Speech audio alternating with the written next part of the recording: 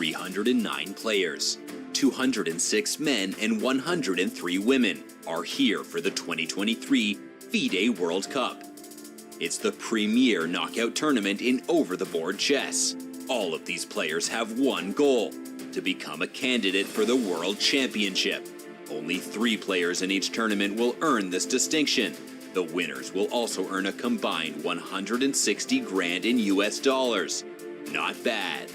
The top remaining seeds in 2023 are Magnus Carlsen and Alexandra Goryachkina. Neither of them have won a World Cup before. Yes, even Magnus has yet to make it past the semis. It's that tough of a tournament. Still, Carlsen is the favorite in pretty much any tournament he plays. But don't sleep on the rest of this field. Caruana, PRAGGNANANDHAA, they're all here to try and win their first World Cup. For its part, the women's field also boasts some of the strongest players in the world. Who will take the throne this year?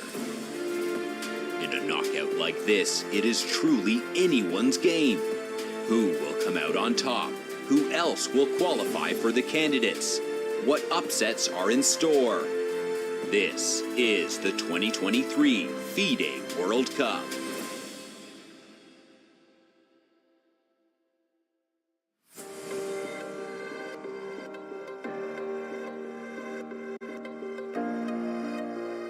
"309 of the world's best male and female chess players landed in Baku 3 weeks ago for their World Cup campaign. Only 8 remain in competition. In just a few moments from now, they will step into center stage to start the semi-finals action of the FIDE World Cup and the finals action of the FIDE Women World Cup. And we also have a house full in the beautiful playing hall of the Marriott Boulevard in Baku, Azerbaijan. It's going to be a fantastic day of chess. Today is game 1 of this big round, and I'm your host, International Master Tanya Sachdev. Alongside me, my good friend, Ginger GM, Simon Williams. Simon, I'm super hyped, especially after seeing that big crowd that we have today for the World Cup. How excited are you for this one? Very excited, Tanya, and thank you for the lovely introduction. It's lovely to commentate alongside you, as always. And yeah, very impressive turnout there for this final. I mean, they've got their local player, obviously ABASOV, in the mix, and obviously very exciting pairings all round. But we're expecting a very good day of commentary. Fun games. Super fun games. NIJAT ABASOV will definitely be feeling the home ground advantage with all those people there rooting and supporting for him. But the other side of that coin could be the high pressure that he might feel because of the same reasons. We're going to have some fantastic chess. Let's take a look at the bracket the players have, the paths that the players have taken to get where they are. And the standout performance in the FIDE Women World Cup has been Nurgul Salimova. She has had the tournament of her life, knocking out Anna Muzychuk in the semi-finals, as well as Polina Shuvalova along the way. Nurgul Salimova had her breakout moment when she finished second in the national championship of her country, playing in the open section, overtaking many grandmasters there. She's all of 20 years old. She's an international master, booked her spot into the candidates. What a run and what fantastic play by Salimova in this one, Simon. Yeah, she's been absolutely fantastic. And it's lovely to have these fairy tale kind of stories, because I don't think really anyone expected Salimova to go this far. Let's be honest, there's so many big names. And it's just great to see someone, an international master, only an international master, come all the way through and guarantee herself a place in what is what dream for everyone, the candidates competition. So it has been a fairy tale story, Tanya. And do you know who she's coached by as well? Just mentioning a big name there. Simon, you're dropping a big name there, at least a super big name in this World Cup. And what a run he's had. That has been the breaking news.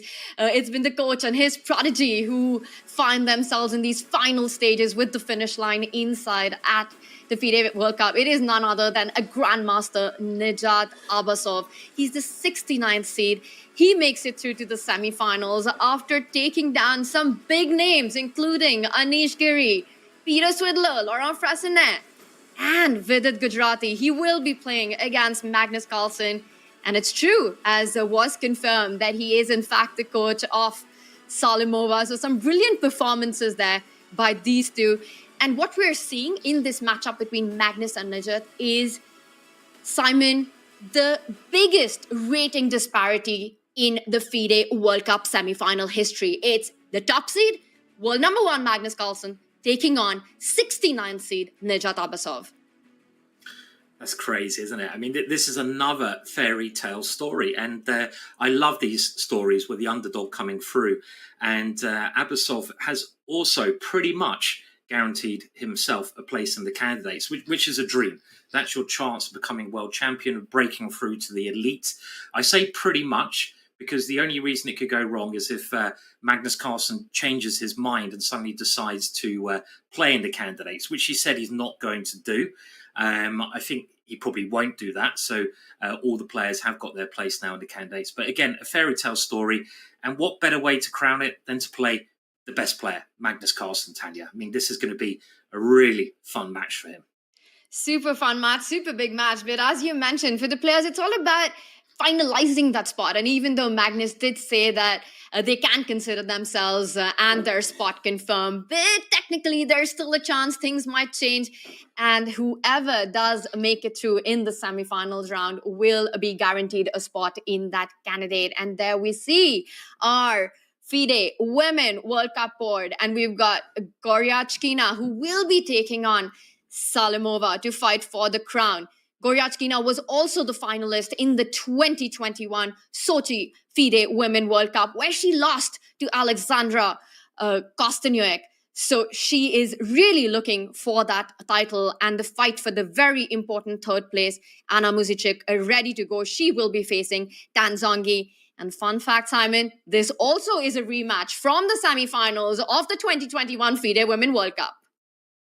It is, yeah. They're facing off again, and it's a really big match, I think, this one, Tanya, because they are playing for that spot, if I get this right, in the candidates, but because it's the third, fourth spot competition, and there's only a couple of places for the females in the candidates, so it's a really big, important match.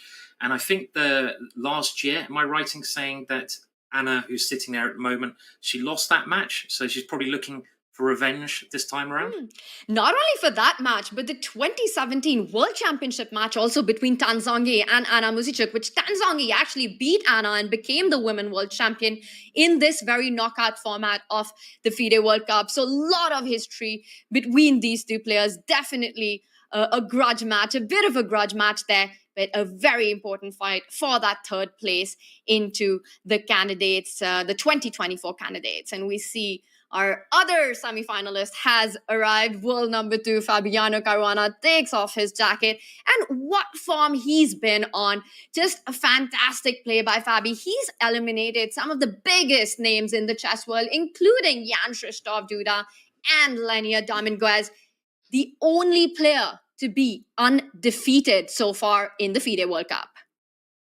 Very impressive, Tanya. I mean, in general, I've been so impressed by Fabiano's play over the last year. I think he's had another resurgence of strength.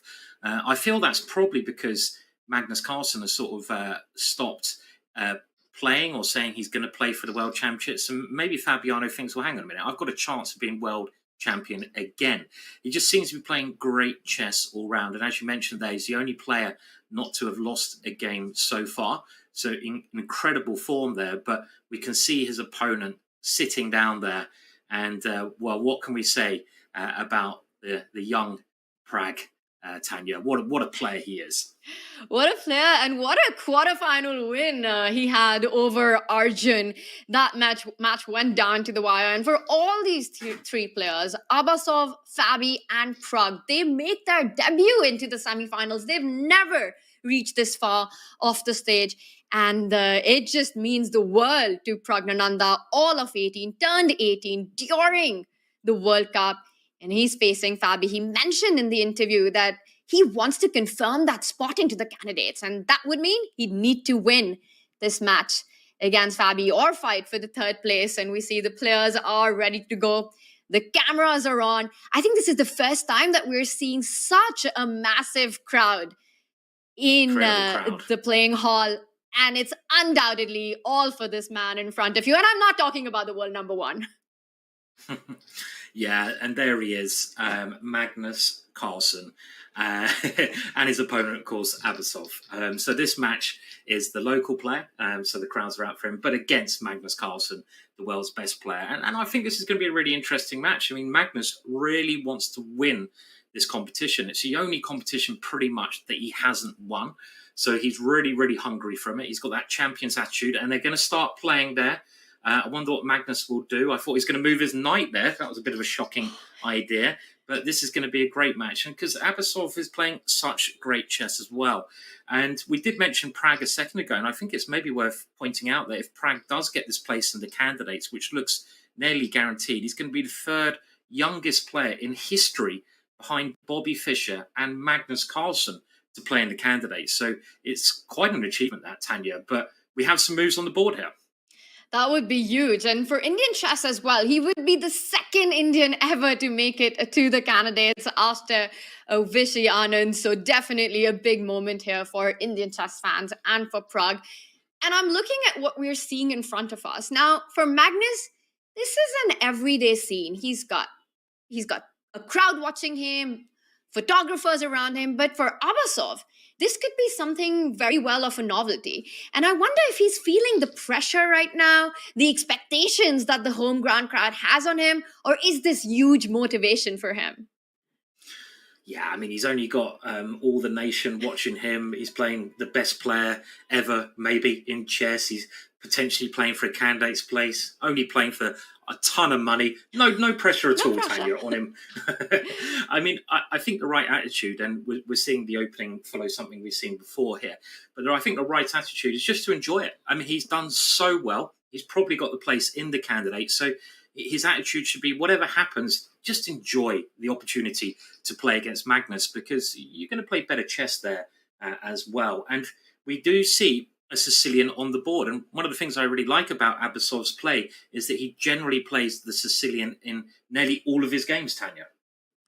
And that's a really big point that you make, that for ABASOV, half the pressure is gone, knowing that he's pretty much confirmed his spot into the candidates. And now it is just about enjoying the moment. He's playing against Magnus.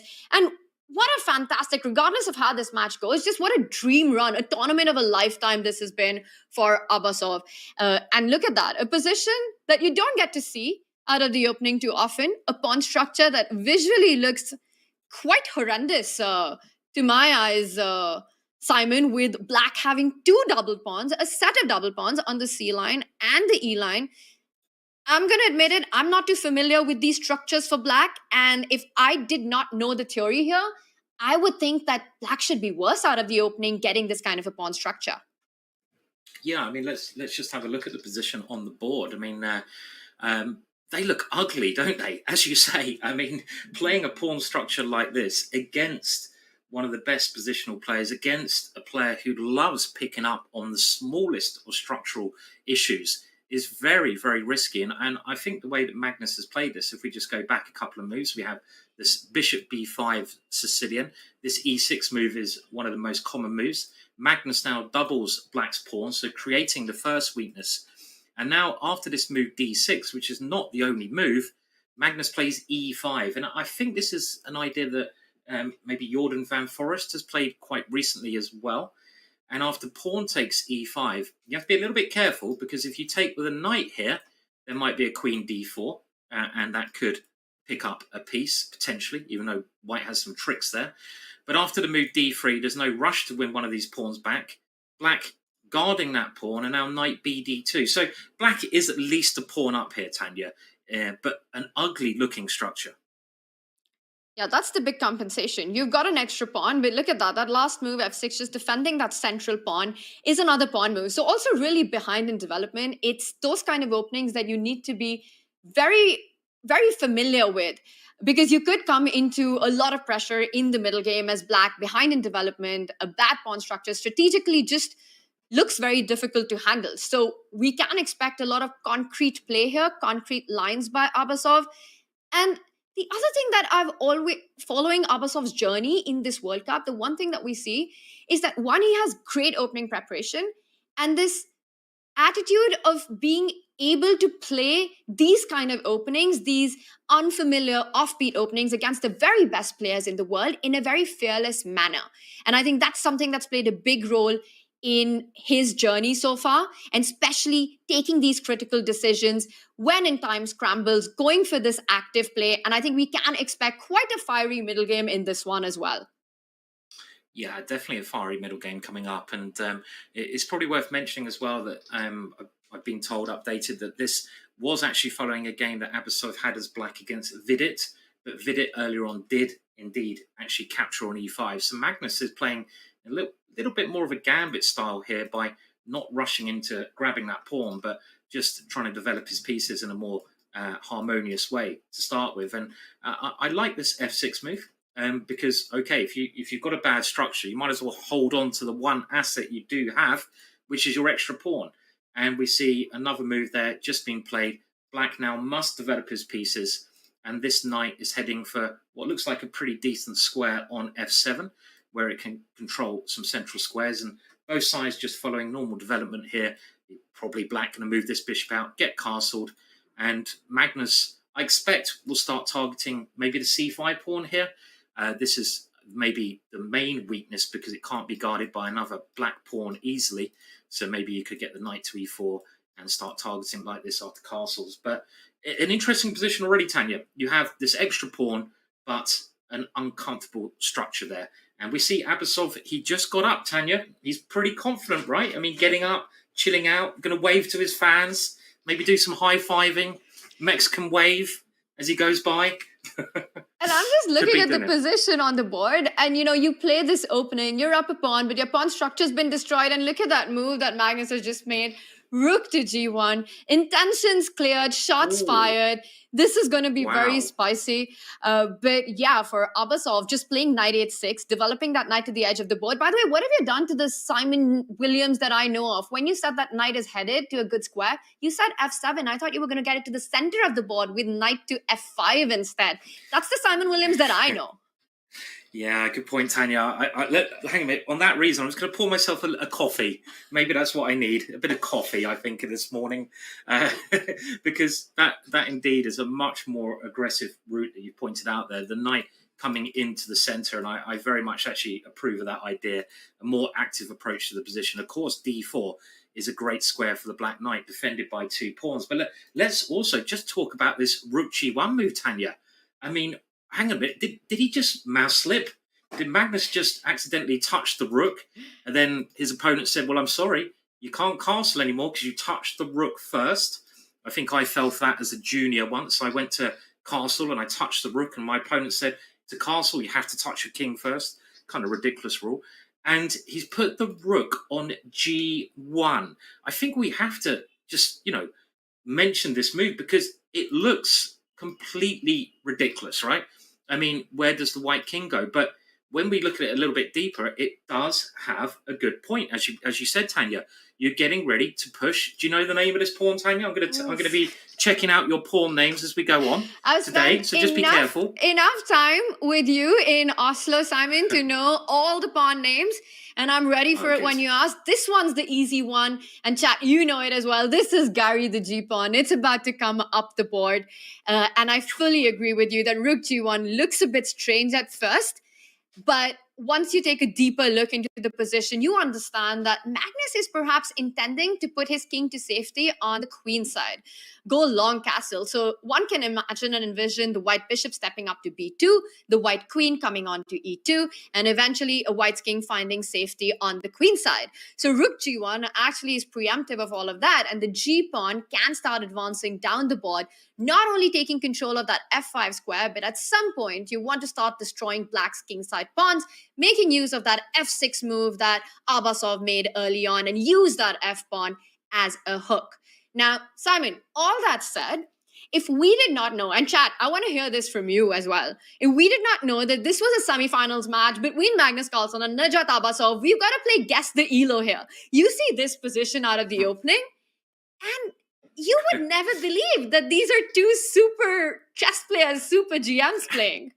Well, Tanya, if I saw this opening and the way it's been played, with Black giving himself this horrendous pawn structure, with White forgetting about the castling rules and just moving the rook, I'd either guess this is like literally 2900 strength, like Magnus Carlsen, or maybe 900 strength. It'll be somewhere. It couldn't be in the middle. Nothing in the middle. It's nothing in the middle. It's either a genius idea, like, oh my words, this is so clever, or it's like, yeah, you got a castle, you know, because that's what you do in chess. You get your king saved. But I have to say, your point of playing against the hook on f6, by, you know, let's just imagine that pawn ever gets there. It's going to really break up the whole of Black's structure. And this idea is quite a common idea when this structure has appeared. It happens in many other kind of positions. So I'm really liking this move, which Magnus must have prepared at home. I mean, if the knight comes to f5, we could see that pawn getting to g5 in a matter of seconds as well. G4, g5, moving up the board there. So I'm really liking the way this game started, Tanya. And Rook G1 as part of a prep could only be because, as you mentioned earlier, and as we were informed, that ABASOV had a similar opening against Vidit. So Magnus definitely prepared it. There was a slight deviation earlier on by Vidit, but Magnus coming up with the big idea. And it seems to have put NIJAT into a bit of a think right now. Which... Yeah, that's right. I mean, whoever gets the first sort of new idea in often gets the advantage because you've got your home preparation, your computer preparation, and your opponent hasn't. So I think it might be a good time to go and have a look at some of the other games, but I'm liking what Magnus has played here. I don't know without checking whether this is a new move. We'll get some information on that. I would be surprised if Rook G1 has been played before. But I'm very much liking this aggressive style from Magnus at the moment, Tanya. I'm loving it. I'm loving it because one thing's for sure that this one's going to be a fun fight. And while ABASOV has a think, it's a good time to check in with our other two semi-finalists, Fabiano Caruana taking on PRAGGNANANDHAA. Fabi with the white pieces, and that's not the life position on the board, thankfully. One piece of madness is enough. In this one, we've got a much sober Italian opening. Take it from the top, Simon. Yeah, so let's go through the moves. So we have Fabiano with the advantage of the white pieces, and he's playing e4, his normal opening, and Prag playing in a very traditional style. Simon, you just said advantage of having white, starting with white. Did you not see the tiebreak between Prag and Arjun? It's a good point, actually. Yeah, it was absolutely crazy. The tiebreak between, as you pointed out, those two amazing talents. Black was winning every game, right? It was phenomenal. I don't know what was happening there, but incredible scoring with the black pieces. But it is, obviously, in classical chess, an advantage to have that first move, especially if you are Fabiano, because over his career, he's proven time and time again that with white, he's so well prepared. And have a traditional Italian. Normally, this leads to quite manoeuvring games, as we're going to probably see here. A6, a way to give that bishop a square to escape to. And this is one of the options that white has, pinning that knight straight away, trying to take advantage of the fact that black can't easily break the pin by putting the bishop there. So black plays h6, asking the bishop what's going to do. It keeps the pin. Black now developing a normal style. White doing the same. The bishop gets away from any possible moves which might get a tempo against it. And now white castles. I think there's some ideas with g5 here. If you're in a really brave move, I mean, obviously I'd be jumping at the opportunity to play that move. I'd probably be looking at what Magnus is doing and thinking, yeah, he's moving the g-pawn. It must be a good idea. I mean, I'm just going to move it now. But queen e7, a more solid choice. And now white gains some space. Bishop e6. And Fabiano continues to gain space. And here, okay, Prag decides, I'm just going to keep it solid by castling. G5 maybe a little bit early to play. And one more move, rook e1. It looks like they're both in their theory at the moment, Tanya. This is the current position on the board. That's a very rich position. We had something similar in the tie breaks between Arjun and Prague. Prague with the black pieces, but Arjun had misplayed the Italian and ended up in big trouble where, in fact, Prague managed to get the G pawn rolling and the H pawn rolling. And that was disaster for white. But in this one, it's, of course, different from all of that. And looking at this position with no G5 on the board yet, my understanding of the Italian, and I play some of these structures with black, is that this pin along the diagonal is extremely annoying for black. So g5 is always in the air, even if black has shot castled, but it's a lot less tempting to play once black has gone shot castle. So instead, another approach by Prague, he does trade off the light squared bishop, and I think he wants to step up with the queen, the square that has been vacated by that bishop. Again, the same idea. You want to step out of the pin. You want to try and dream someday of getting a d5 break in at the right moment. And it's on the board, Simon. Queen e6 played. So instead of g5 unpinning yourself, Prague simply trades and moves out of the way. Yeah, and I think the other idea, Tanya, very well explained. I don't know these positions well myself. I avoid them. They're very subtle, very hard to play. I mean, even putting the bishop on a7 looks quite illogical until you look at it a lot deeper. And these little ideas like queen e6, you have to maneuver on both sides. You have to be very patient for a lot of time. But I remember Korchnoi, one of his greatest results before he unfortunately passed away, was beating Fabiano with the black pieces. And he did a maneuver of the knight coming around to g6 in that game where he defeated Fabiano. I believe it was in the Gibraltar competition. So that's another idea that black has, getting the knight to a good square where it can force that bishop to make a decision. This is indeed one of the main problems that black has. This bishop is so annoying. So getting that knight out of the way deals with that bishop, but it also maybe prepares black options of playing c6 and d5, things like this. As you mentioned as well, Tanya, d5 is an idea that black wants to play, but one of the issues would be his e5 pawn there. So if you play d5 too soon, white can exchange there, and the e5 pawn is quite often dropping. So I don't know if white may also want to try to, obviously not in this position, but at some point play for d4. Note Fabiano playing b5, and he's well in his preparation, Fabiano, as I expect Prague is as well, because he's up on time, and he is making good progress over there on the queen side, Tanya. Maybe even at some point that pawn can come to b6 as a temporary sacrifice, backed up with some rook b1 move. But he's well ahead. I guess the knight will drop back to e7 here at some point. Do you exchange pawns first? I don't know.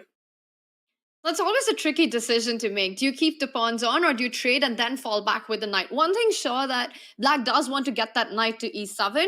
And of course, I could be wrong here, and Prague might decide a different path. But thematically, you want to play the move knight e7. And then you're already looking at ideas of g5, knight coming on to g6, and kind of trying to jump in with your own pieces on the king side. Simon, I would be very tempted to not take on b5 right now, because once black does trade, I think white is just faster controlling the A line, the open A line, in case of a takes b5, a takes b5, the knight falling back. Your ideas of b6 always in the air seem a lot more powerful. White's knight can jump onto a5, attacking the b7 pawn, and it just feels like you want to keep the queen side closed for as long as possible. And I think Prague has made the decision to fall back with the knight, and it's a really understandable one. Just knowing that all your pieces want to play on the king side, why would you want to open on the queen side before doing that? Yeah, it's a good point. I mean, this is a good rule to abide by. If you're weakest on one area of the board, as black is weakest on the queen side because white's got more space, you want to try to avoid making pawn moves. You want to try to avoid opening up the position where you're weakest, because your opponent's going to have better chances on those open lines as a general rule. And that is what black is just trying to do here. Is trying to avoid opening up the A file for white's rook. So this maneuver seems very sensible. And that knight heading to g6. I don't know if you play g5 first. I actually really like your g5 move. I mean, I love a bit of attacking, Tanya. You know, give me a g pawn, I will throw it. And, you know, why not? Because white's got the initiative on the queen side. I think Prague needs to try and generate something. And it's always fun generating on the area where your opponent's king is. And another little thing, this bishop is a silent assassin, isn't it, Tanya? It's always there, hinting at the white king on that diagonal. And okay, on the meantime, Fabiano, still in his preparation, might be getting ready to play this move potentially b6, or also just taking and bring the rook in. So Fabiano has made a lot of progress on the queen side here so far. Is it time for g5? Maybe. It really seems like that kind of position where one side is playing on the queen side. And so traditional chess wisdom, when your opponent is on one flank, you kind of go for the other one. B5 has been played, a lot of space gained by Fabi. B6 in the air. You were talking about Black's monstrous dark squared bishop. Fabi hears you, Simon. He's saying it's not going to be alive for too long. He's threatening B6, given the opportunity, given the moment, at the right time. And it might very well be the moment to start looking at creating concrete ideas on the king side. G5, and then it just becomes a race on either side. But as they say, checkmate finishes the game. So definitely when you're the one who's on the king side, attacking on the side where your opponent's king is, it can be a little more unpleasant. But one gets the feeling that for now, Fabi has made more progress, gained more space on the queen side, and Pragg is yet to really start on the king side. Yeah, I agree with that one. It does seem like Fabi's made good progress over there, and we'll have to wait and see what Black is going to play. For example, will he play g5, and how Pragg is going to generate that counterplay, which he needs to do. But so far, pretty solid start. I mean, I think we can probably bring up our bird's eye view in a second of the boards, just see what else is happening there. We can see that Magnus has, it could be the day of the G pawn today, Tanya. Get the G pawns rolling. Because, I love it. You know, Magnus is throwing Gary up the board, and also we could see Pragg doing the same. So, but we have talked about Magnus's position already. So, is there a game you'd like to have a look at, Tanya? Yeah, I'm just thinking about Gary the G-Pawn all across the FIDE World Cup. One with the white pieces. Very soon could be that second board that we see, Black also advancing with G5. It's a good moment to also get an update on the finals of the FIDE Women World Cup. Two very important matches, including the fight for third place, which would guarantee a spot into the candidates for either Tanzangi or Anna Muzichuk. And two interesting outcomes from the opening. Should we start with the Goryachkina Salimova board? And the reason I say that is because visually, if you just look at it, the first feeling is, 1 second, why is White so much behind in development on the king side? Yeah, White has yet to move any of those pieces on the king side in this position. And as you say, this is a very important match. This is the final. And you have kind of one of the favourites with the white pieces, Alexandra. But she is playing the wild card, Salimova, who's had this brilliant tournament. And I think another thing, we just have to confirm this, but another thing we think may happen, if Salimova is able to win this match, I think she might get the Grand Master title, which should be really well deserved because she's played fantastic chess. She's, you know, if she does win World Cup winner, she would deserve it. And she's one of the only international masters to make it to the final ever in the World Cup. So a lot to play for. But we could just very quickly go through the opening moves, see how we got to this position as well. So it starts off with probably the opening with the best name in the world. Tanya, would you agree? Potentially? Maybe? It wasn't the King's Indian Defense. What are you talking about? I think what's this one called, Tanya? It's called the that's right, the English opening. Clearly a great name for an opening, but it does quickly now go into a Queen's Gambit position. This is a standard Queen's Gambit, and after knight to f6, actually Black often avoids this move because of White's next idea. More common idea now is to put the bishop on e7, but okay. Here, White now plays the exchange variation of the Queen's Gambit, and the reason that this knight is often delayed is because of White's next move. White can pin the knight immediately, which is okay for Black, of course, but Black tries to avoid this sometimes. Now e3, the bishop is kicked away, and there it goes. And now a bit of a peculiar move here. This position is a very traditional structure that we've seen for, I don't know, 100 years, I reckon, at top level, dating back to some of those old great players. I was trying to think of an old great player from 100 years ago, and I couldn't think of any, Tanya. So I don't know if you can think of one off the top of your head, but I was going to pretend I knew a top player from 100 years ago. Let me guess. Alekhine? I was going to say the same name. Great minds there. Yeah, that's a safe bet. And I think Alekhine was also an expert in the Queen's Gambit decline in these Carlsbad structures. Indeed, he was. And after Bishop G4 is kind of a unique move. This is a move which I'm not very aware of. And White has many options here. I mean, one idea could be to sort of start moving your pawns in a very aggressive fashion. But Queen C2 is the normal square to put your queen in the structure on the half-open file. Black now castles, and the bishop is given a little kick, asking where it's going to go. But I expect this is Black's idea. Black wants to put the bishop on G6, but already, Tanya, after a move like Bishop D3, I'm kind of wondering if that bishop, are we going to see another G pawn coming up the board after Bishop D3? I mean, it really is the G pawn going to go wild in every game? Bishop D3, and here comes Gary again.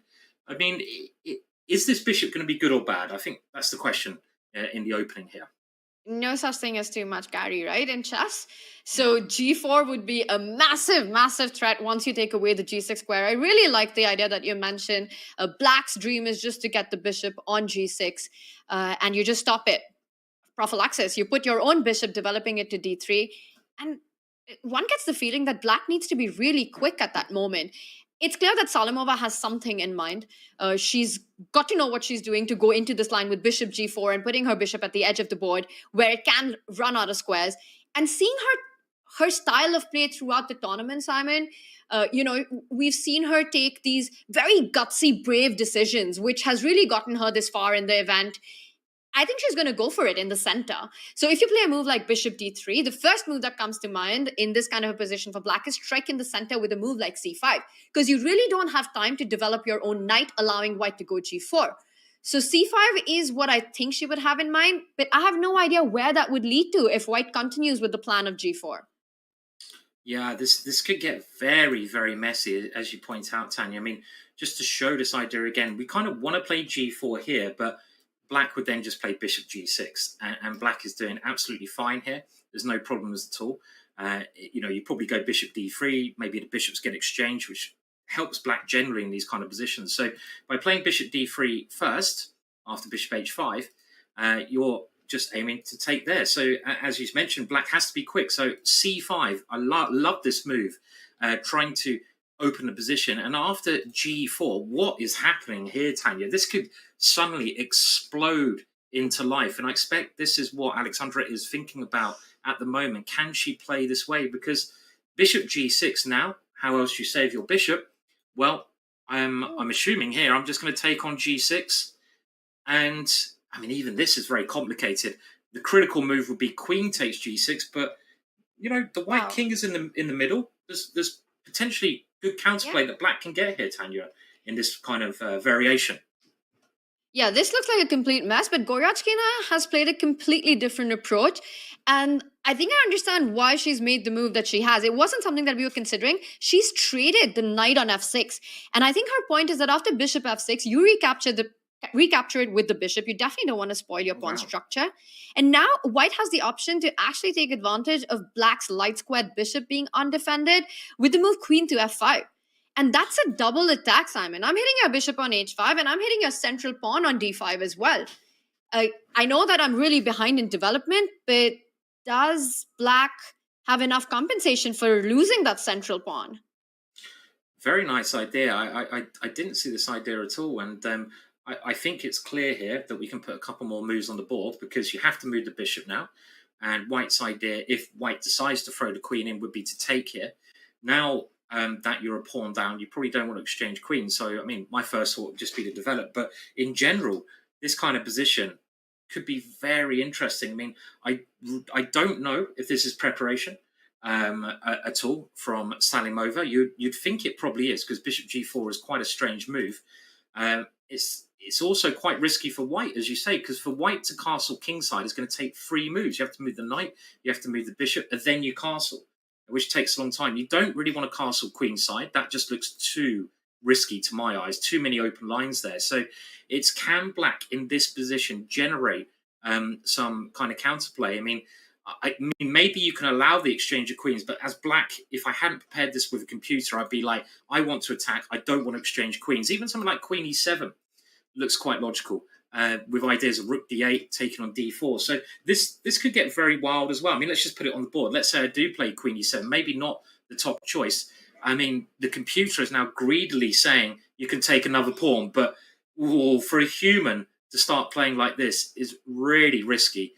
Let's just say I develop my knight, and my development is getting great already here. And I think one move black will need in this type of structure is like c5 to try and break it open even more. But I'm sure Gorachina has not prepared this position as white.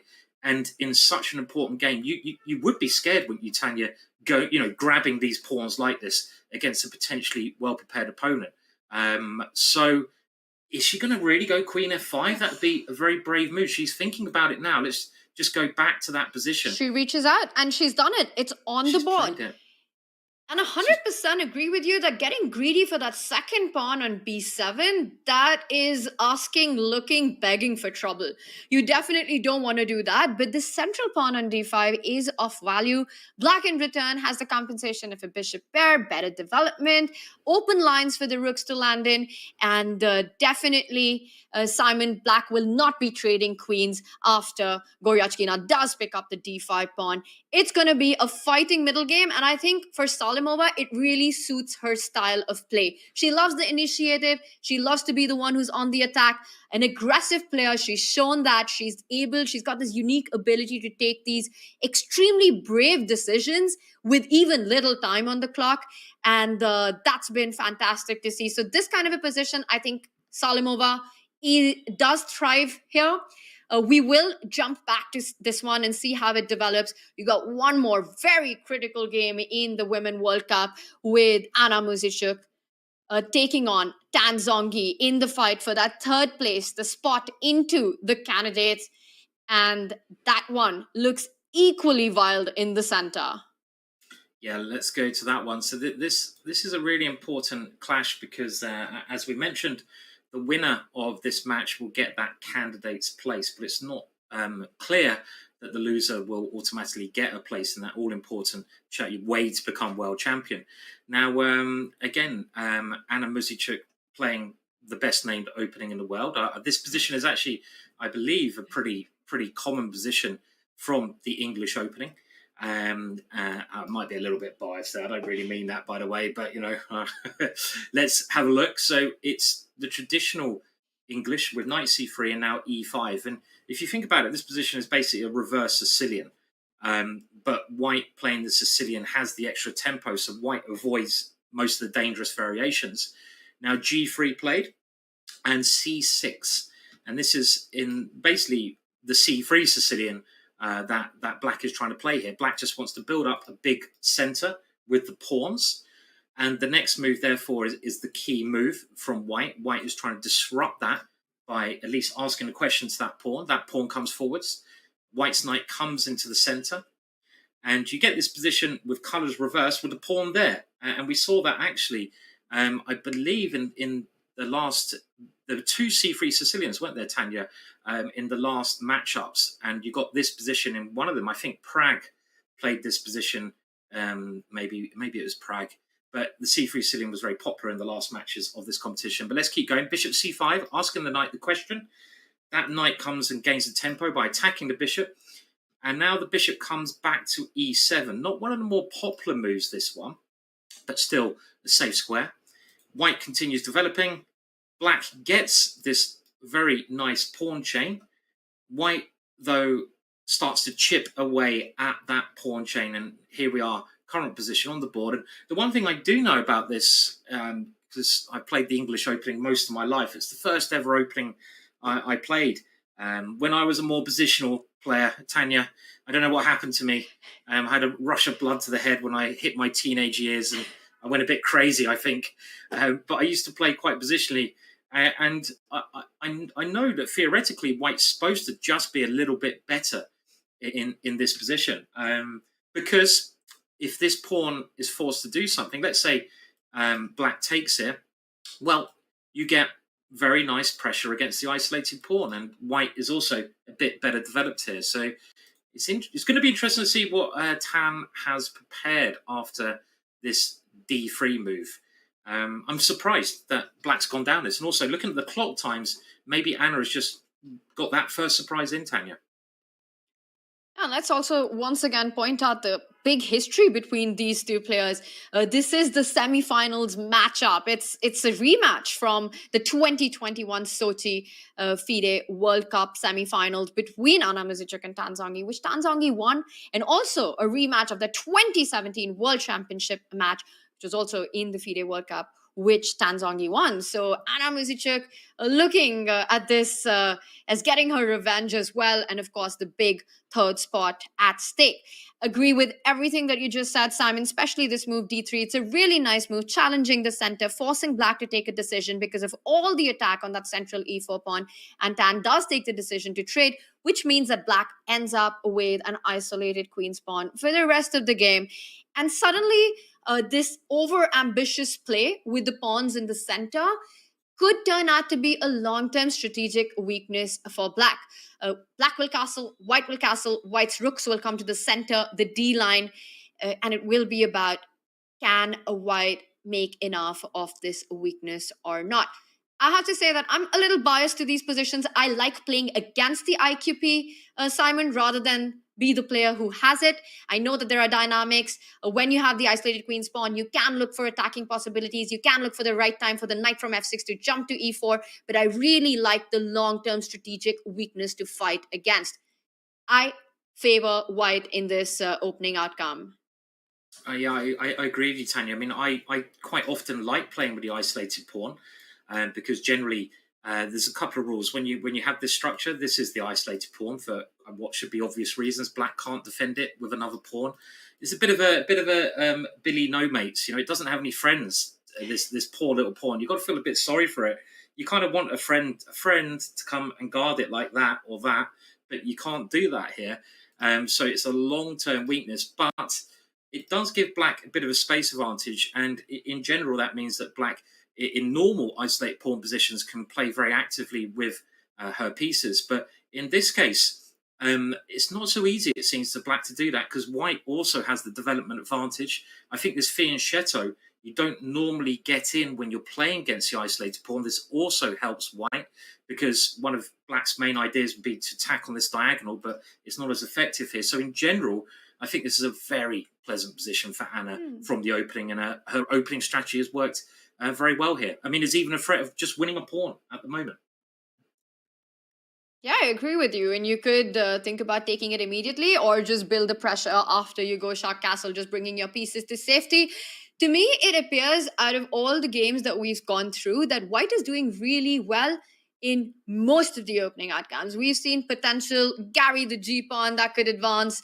We're seeing some strategic weaknesses already, but all around very dynamic play. Queen still on the board, maximum pressure, pieces, very few pieces have been traded off in all the live action that we have. And Simon, we're just getting started, but I think the openings haven't disappointed, which means it's going to be a lot of fun in the middle games. Oh, definitely. I mean, it's just brewing up at the moment, and I'm very excited to go back and see Magnus's game, where he is the main Gary pusher at the moment. So we'll come back to that shortly. But there's a number of exciting games getting into motion at the moment in this very important round.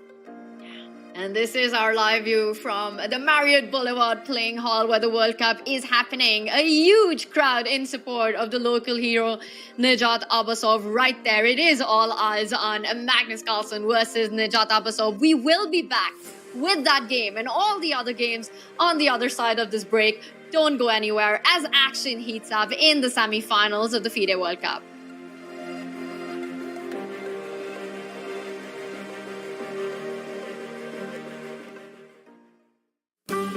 This course is about White playing d4, all the tools you need to get an advantage with White and not be tricked early in the opening.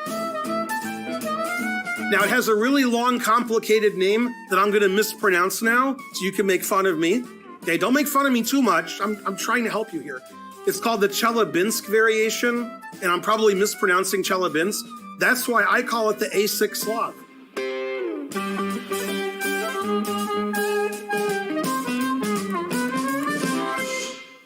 I remember that day. It was unreal. I definitely felt like I was walking on air. Yeah, it was like such a beautiful feeling, because I won the first championship that was actually combining women and men into the same section, So in addition to winning the title and the money, which I really needed, it was like something like $9,500, but I was like a college student at the time, and like literally that was like all the money I had in my bank account after cashing that check. So that was really cool. And then also I got an IM norm. So it was like a little bit of everything.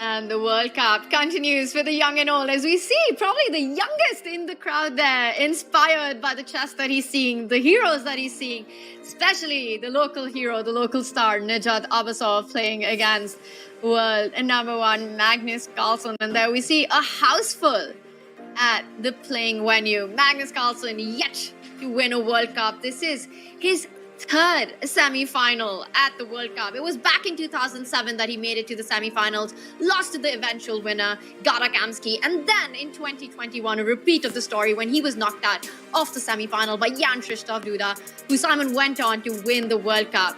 And this time, Magnus, though not motivated to play in the candidates, but to win the World Cup is a huge motivation for the world #1. Yeah, massive motivation. And as we mentioned, Magnus has said this himself. He's won everything else in chess. He's not so interested in the classical chess as much anymore, but this is the one event he hasn't won.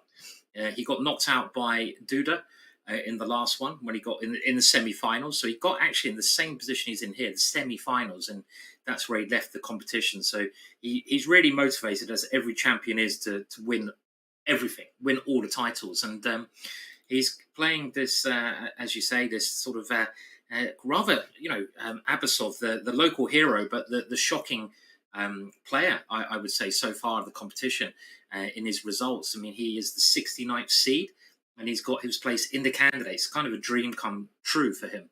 And we were looking last time, Tanya, at Rook G1, getting ready to throw Gary up the board. Tally-ho, Gary. Off you go, old boy. Can you do a good English accent, Tanya?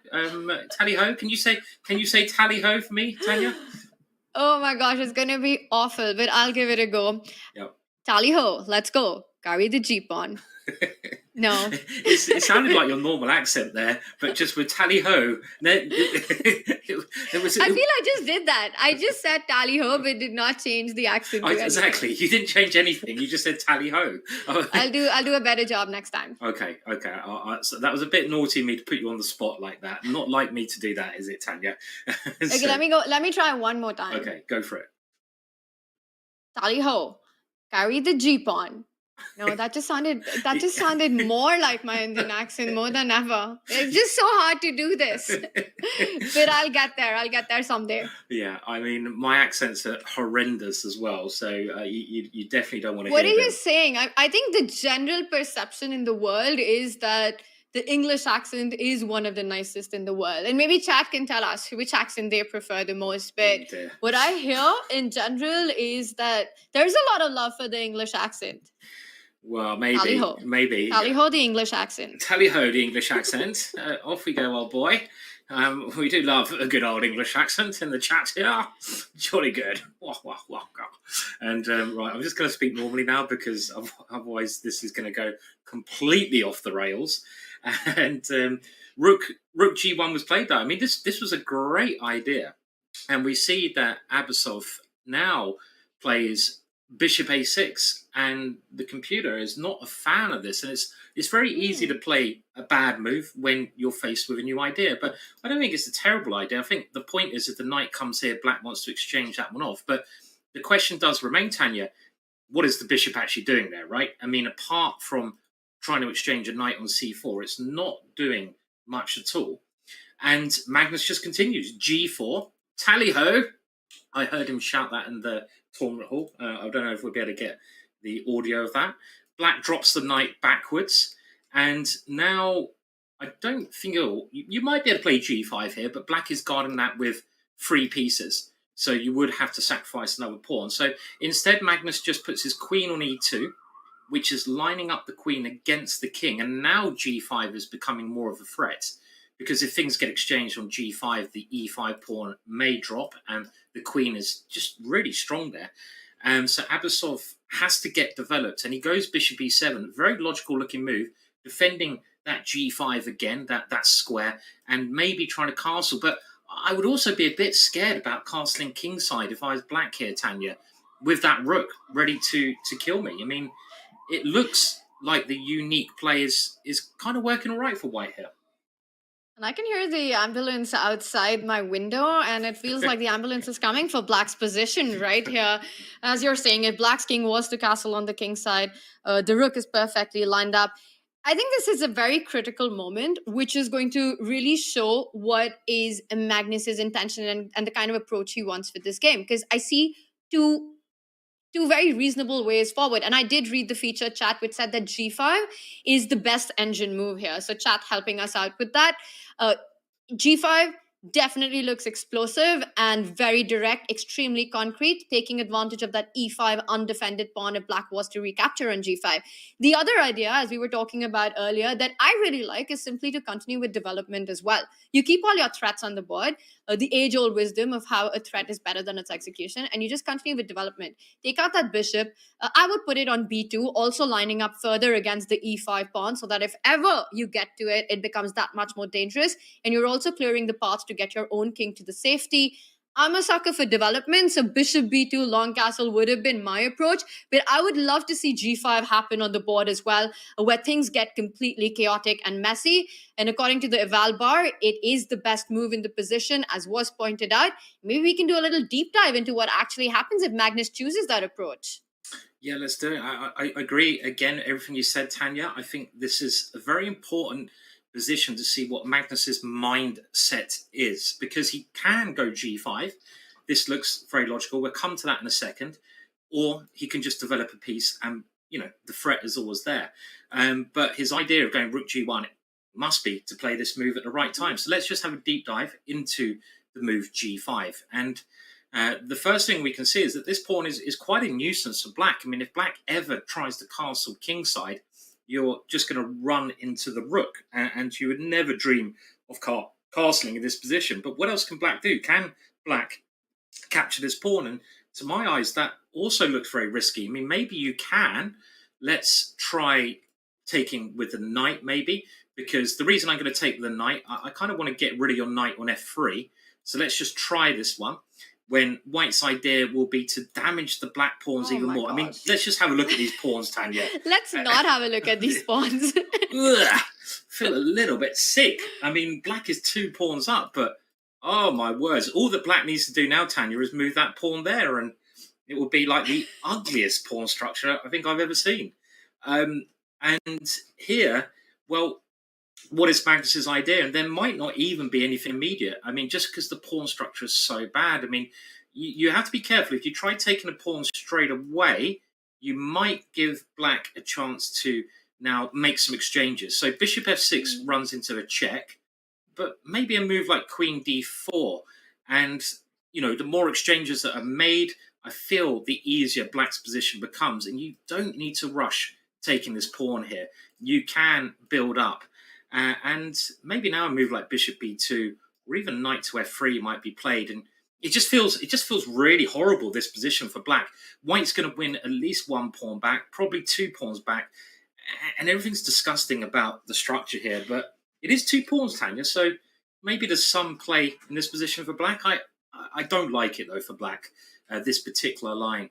So let's just go back to this move g5, and we're still, I think, waiting to see what will be played in the game. So what else can black do? And it just feels like if black ever takes this pawn, there's just too many problems. So maybe black should just ignore it and do something else. So what else can black do? I'd love to try and get my king safe. I don't want to go kingside. If I go queenside, it's not going to be very safe over there either. But what can I do? So let's try moving the queen. If I put it on a solid square like c7, what is white's follow-up going to be here? In this position, is there anything immediate? I mean, taking on f6, this way black's structure does remain a lot more solid because these guys look after each other. You do have the g file, but I don't think there's any way white can immediately use that. So maybe in all these lines, Tanya, white is going to come back to bishop b2. I mean, this is just a very useful move, right? Where you are, again, just applying more pressure to the center and just improving things as you go on. And we could get a position where black castles queenside. And again, Magnus has to think about the way to play. Maybe he's going to play something with castles here as well and just wait and see. But maybe nothing immediate after g5 in position, Tanya. But I still really do like just white structure so much better than black structure.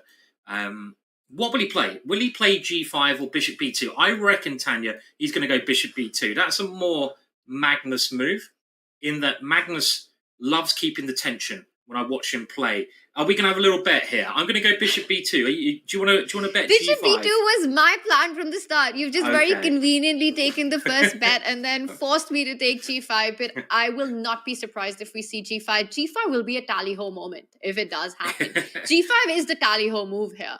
Tally-ho move. It's a tally-ho move. But that said, Simon, I would also play bishop b2 long castle. It just feels I want to keep g5 in the air at the right time. And maybe it's just going to be a switch up of move order. You go g5 as the lines that we were seeing. Bishop b2 is the correct follow-up because it's impossible for black to really react on the king side. A trade on g5, you were not overstating the case by calling that pawn structure absolutely disgusting for black. White doesn't need to do anything, doesn't need to rush with regrabbing the pawns. In fact, leaving black with these pawns is actually good news for white. These pawns help white get the advantage because you're not only threatening to take the pawns, but look at the squares in front of the pawn. White's knight landing on e4, building up the pressure.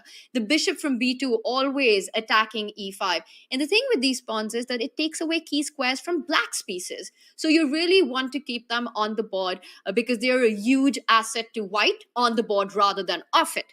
G5, FG5, not going to happen, not in this lifetime.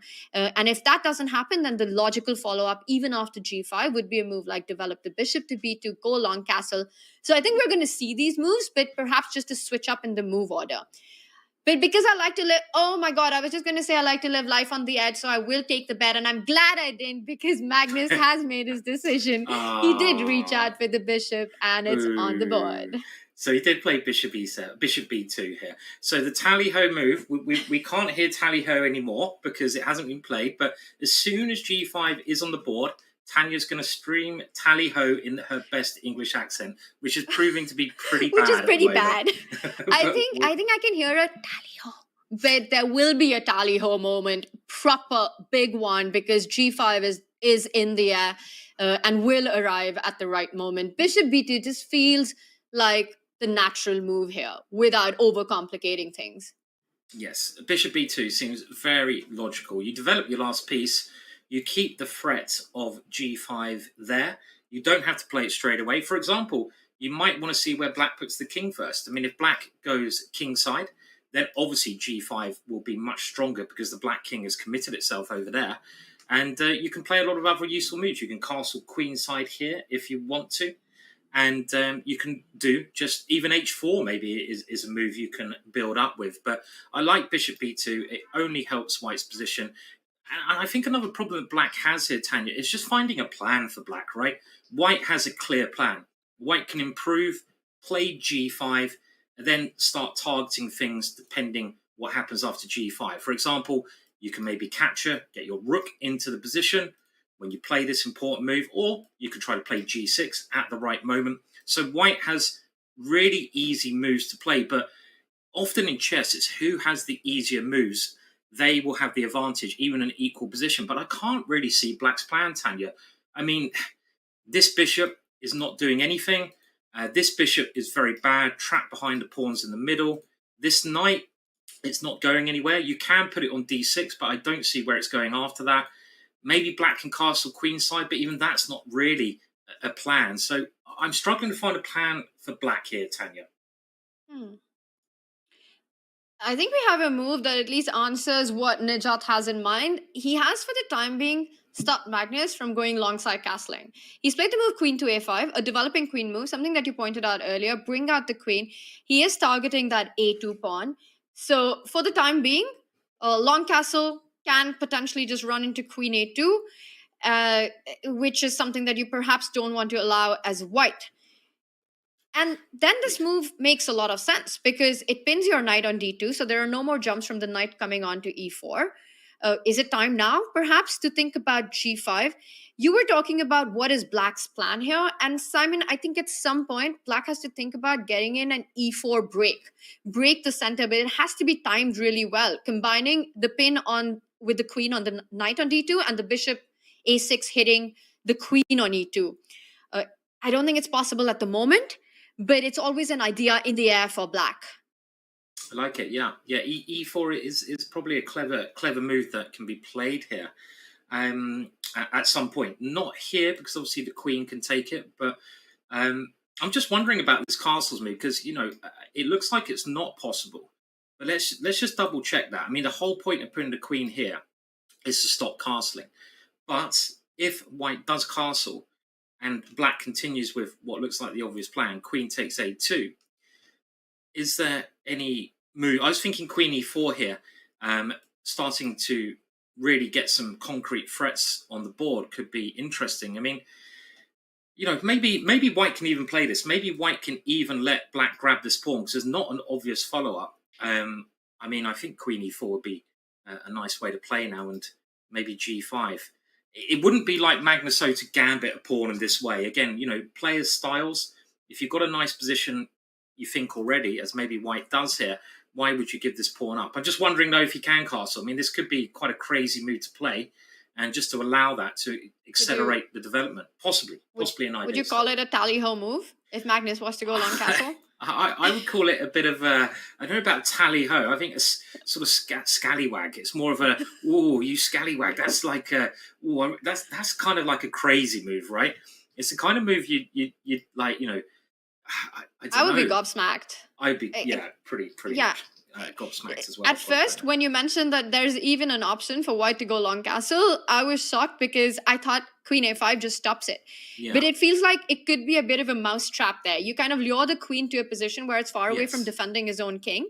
And, you're still a couple of moves away from bringing it back. And look at that bishop on b2. If after long castle, black does take on a2, that bishop on b2 is a great defender. Black doesn't even have a single check from there.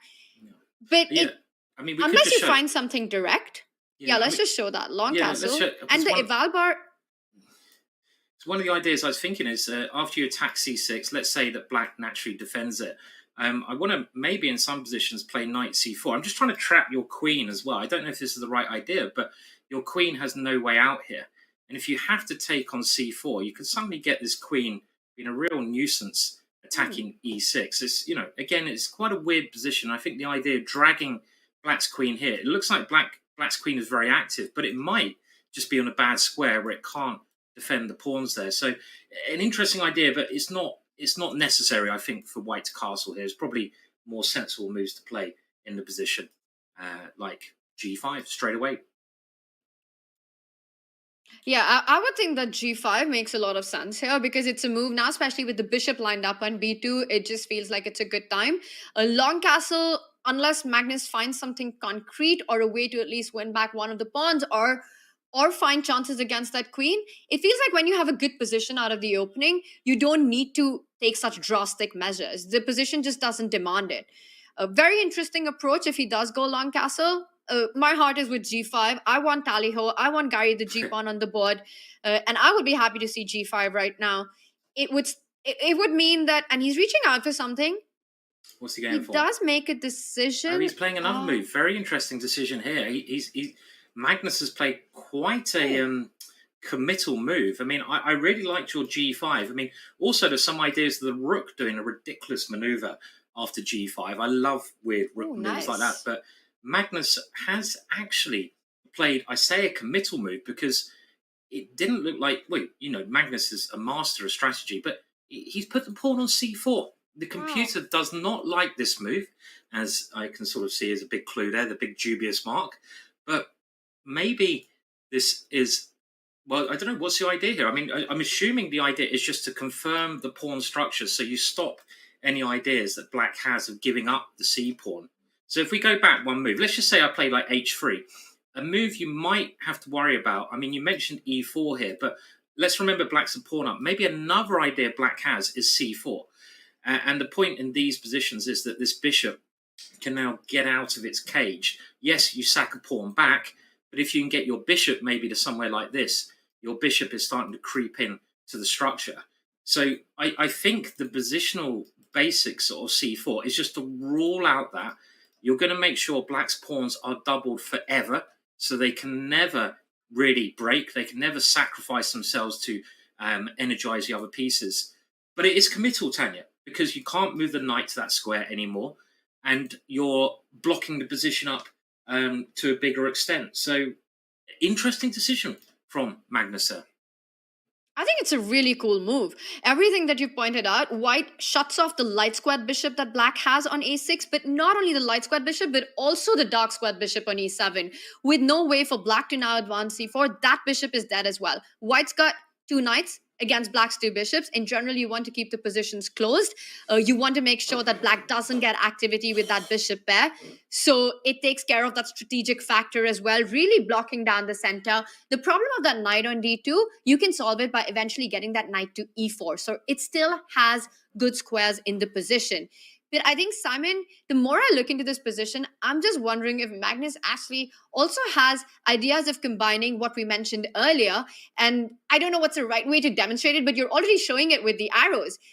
Exactly. So let's just make a non-move by black here to kind of just show the idea. So let's say long castle. And now maybe white can actually get the king to safety with long castle. Because if you take on a2, white has a luft for the king on c2, connecting the rook suddenly. All right, so king c2 works and rook a1 is in the air, targeting the queen, targeting the bishop, the pawn on a7. And this could also be a hidden motive in the position. So c4, I really don't care about that cross the computer awarded it to, because it just feels like quite a power move, taking away a lot of play from black and with threats of his own of being able to go long castle.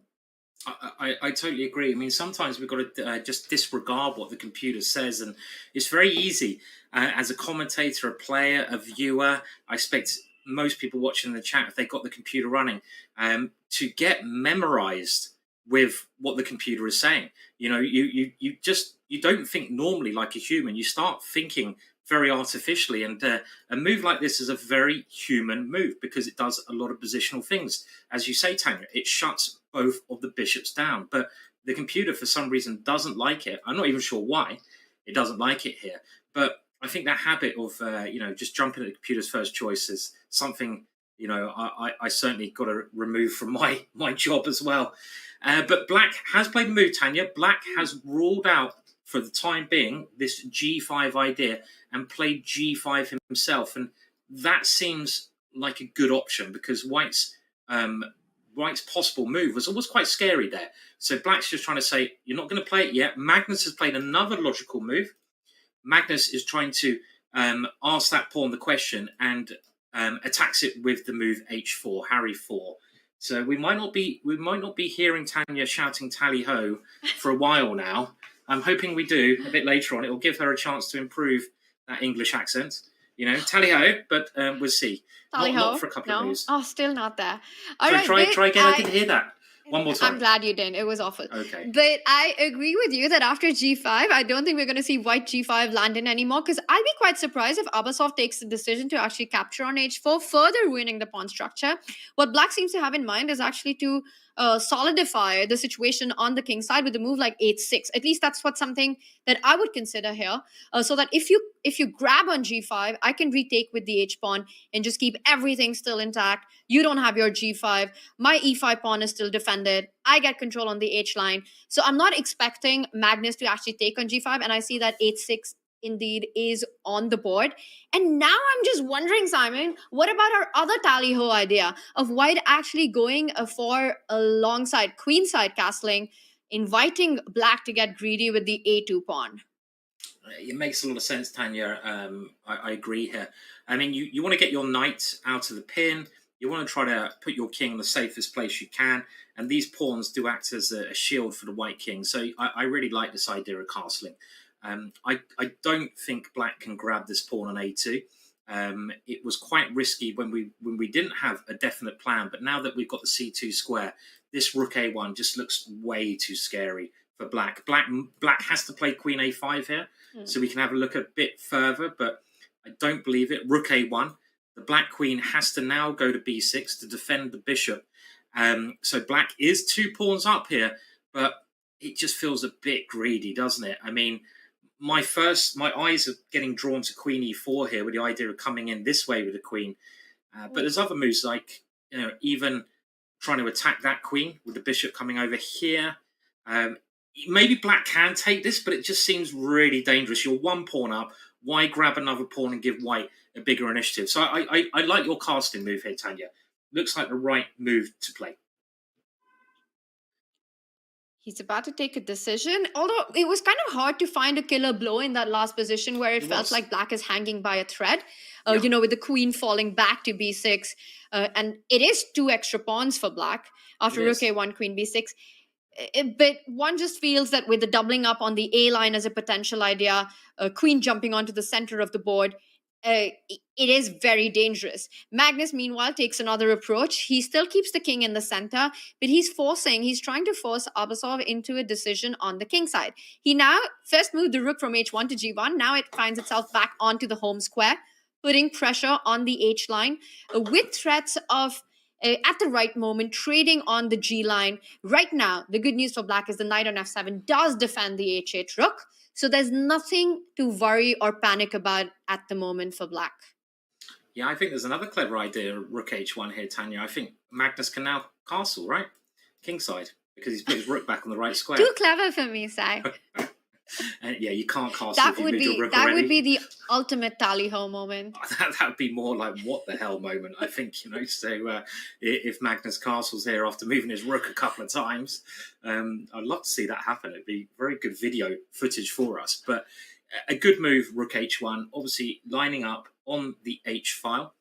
And white, I mean, Magnus doesn't need to risk potentially that idea of black taking another pawn. He's sticking to his more positional approach. And I mean, where does the king go? We've mentioned it going to c1. You could also maybe put it on g2, Tanya, potentially. I think it's much riskier on g2 because the king side can open up at any moment. And you could see a black rook lining up against the white king there.